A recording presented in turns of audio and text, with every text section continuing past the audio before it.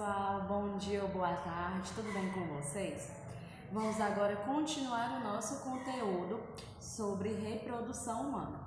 Sempre é importante ressaltar os cuidados que devemos ter contra o coronavírus, como estar atento aos principais sintomas e também praticar todas as medidas de prevenção, porque juntos iremos combater logo esse vírus. Então vamos lá iniciar aqui a nossa aula. Nas aulas anteriores, estivemos estudando todos os órgãos do sistema genital masculino e feminino. Na semana anterior, estudamos desde a fecundação até o momento do parto e da amamentação. E hoje vamos estudar quais são os métodos de contracepção. Bom, gente, os métodos também são conhecidos como anticoncepcionais ou contraceptivos. São métodos ou substâncias que evitam a gravidez e alguns deles também previnem as ISTs, que antigamente eram conhecidas como DSTs. Esses métodos são classificados em 5 grupos: métodos comportamentais, contracepção hormonal, métodos de barreira, dispositivos intrauterinos, como o DIU, e a contracepção cirúrgica, que é a esterilização. Aqui embaixo nós estamos vendo imagens de alguns métodos contraceptivos, ok? A maioria desses métodos é destinado às mulheres. Por quê? Porque é muito difícil controlar a fertilidade masculina, porque a produção do espermatozoide é algo contínuo. A produção do ovócito na mulher, ela vai desde o período de seu nascimento até o período da menopausa. Então, a partir da menopausa, a mulher não produz mais ovócitos e assim ela não é mais capaz de ter filhos. Já o homem, ele começa a produzir espermatozoides desde a sua adolescência e continua nessa produção até o fim de sua vida. Por isso que os métodos contraceptivos são destinados, em sua grande maioria, para as mulheres, certo? Aqui, pessoal, nós estamos vendo os contraceptivos orais, que eles atuam na ovulação, a laqueação, né, que é a laqueadura, a ligação, ela impede a fecundação, e também nós temos outros métodos que iremos estudar bem detalhadamente, certo? Os métodos comportamentais, como exemplo principal, nós temos o coito interrompido, que é quando o homem retira o pênis antes de ejacular, ou seja, ele impede, entre aspas, que o sêmen que é carregado de espermatozoides esteja dentro do corpo da mulher.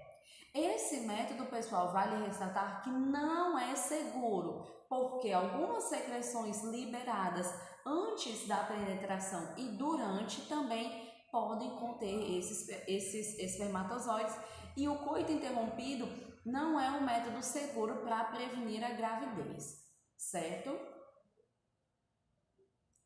Outro método comportamental bem comum é o uso da tabelinha, em que a mulher vai utilizar do seu ciclo menstrual para calcular a data provável da sua ovulação, ou seja, a data mais provável em que ela vai estar fértil.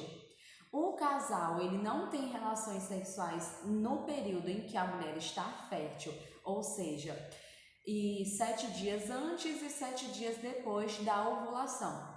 Também não é indicado, principalmente para mulheres que possuem um ciclo menstrual irregular, pois elas não possuem uma data certa de quando estarão no período fértil, ou seja, de quando o ovócito, no caso, estará lá na tuba uterina, ok? Os métodos de barreira são aqueles que impedem a fertilização, ou seja, impedem que os espermatozoides cheguem à tuba uterina. Os métodos de barreira mais conhecidos são os preservativos, as famosas camisinhas, que são usados, quando são usados corretamente, eles são bastante eficazes. Outro método de barreira também é o diafragma, que é uma pequena estrutura de borracha flexível que a mulher introduz antes da relação. O diafragma também vai impedir que os espermatozoides cheguem à tuba uterina, ok? Temos o DIU. O DIU ele funciona como um método de bloqueio para que o espermatozoide não fecunde o ovócito. É uma pequena haste com bases que pode ser ou de cobre ou também de plástico. Ela é introduzida pelo médico, certo? No útero e permanece ou por meses, ou por 5 ou 10 anos. Cada DIU tem a sua validade diferente. Hoje em dia, nós temos 2 tipos de DIU. O DIU por bloqueio, que é aquele de prata ou de cobre, e o DIU hormonal, que é o DIU de Mirena, que vai liberando hormônios consequentemente. Não é necessário, pessoal, que a mulher ela tenha preocupação utilizando o DIU, porém é necessário o acompanhamento médico, ok? Muitas mulheres apresentam efeitos colaterais com a introdução do DIU, como problemas hormonais, surgimento de acne, cólicas intensas, sangramento intenso, enfim. Porém, ainda é um método bastante utilizado.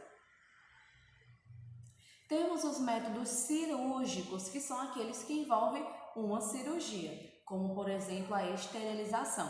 A esterilização masculina nós temos a vasectomia, onde os ductos deferentes são cortados e com esse corte a gente não tem a passagem do espermatozoide até ao sêmen.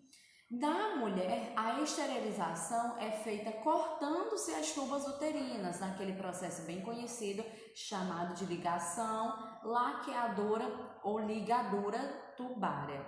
Temos também a vasectomia, que é um processo bem mais simples do que a laqueadura, certo? A esterilização, pessoal, ela é muito difícil de ser desfeita. Então, as pessoas que desejam realizar esse tipo de método devem ter completa certeza de que não terão mais filhos. Temos também os métodos hormonais, em que vão liberar hormônios no organismo feminino. O mais conhecido deles e o mais utilizado também é a pílula anticoncepcional, que são comprimidos que imitam a ação dos hormônios controladores do ciclo menstrual e também da ovulação. Essa imitação hormonal engana os ovários e permite uma menstruação regular, porém impede que sejam produzidos os ovócitos e eles fiquem ali na tuba uterina, ou seja, impede a ovulação. Então, tomando o anticoncepcional, a mulher tem a sua menstruação regular, porém ela não tem a produção do ovócito e assim impede a gravidez. O uso do anticoncepcional também faz com que seja necessário o acompanhamento médico, para que você possa informar a ele quais são os efeitos que você possa estar sentindo e se precisa mudar o remédio.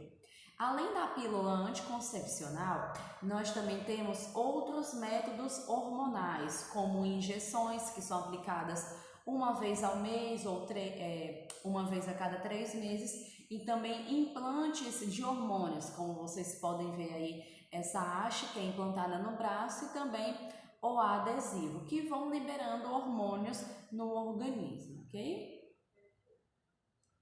Os métodos mais eficazes são o preservativo, o DIU, o espermicida, a esterilização e os métodos hormonais. Os métodos que não são seguros são a tabelinha, o coito interrompido ou quando a mulher utiliza um medicamento de emergência, como a pílula do dia seguinte. O uso contínuo da pílula do dia seguinte faz com que ele provoque o efeito reverso e a mulher acabe engravidando por ter o seu uso contínuo. Como o próprio nome diz, a pílula do dia seguinte é uma pílula emergencial, que deve ser utilizada em situações de emergência. E uma situação de emergência não acontece sempre, ok? Bom, pessoal, essa foi a nossa aula de hoje. Eu espero que vocês tenham entendido e qualquer dúvida me perguntem. Tchau, tchau!